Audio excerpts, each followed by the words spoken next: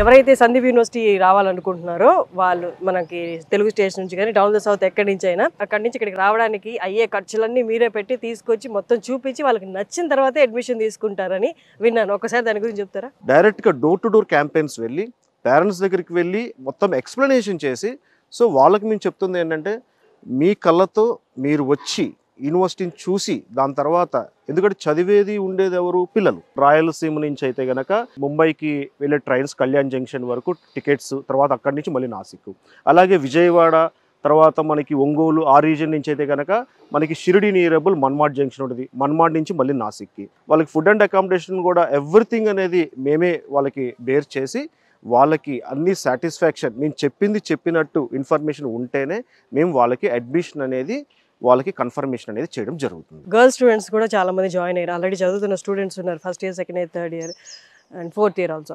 So ఇప్పుడు join అవ్వాలి అనుకున్న వాళ్ళు నాసిక్ కదా, అంత దూరము, మరి సెక్యూరిటీ ఎలాగా, ఇక్కడ పరిస్థితులు ఎలా ఉన్నాయి నాసిక్లో అండ్ యూనివర్సిటీలో అన్నదానికి ఒకసారి మీ మాటల్లో. ఆల్రెడీ ఇక్కడ existing students approximately female students వచ్చేసరికి అప్రాక్సిమేట్లీ 500+ స్టూడెంట్స్ ఉన్నారు.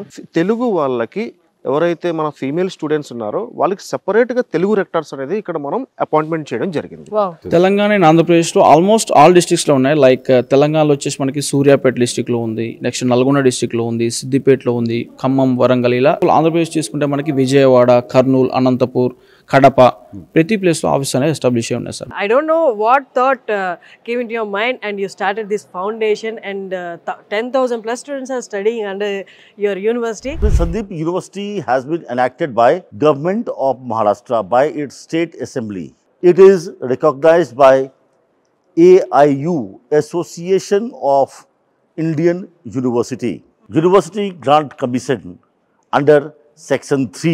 Also recognized by University Grant Commission under Section 2F, under Section 12B, which is very, very prestigious approval. Hardly 30 universities in the country are recognized by the University Grant Commission under Section 12B.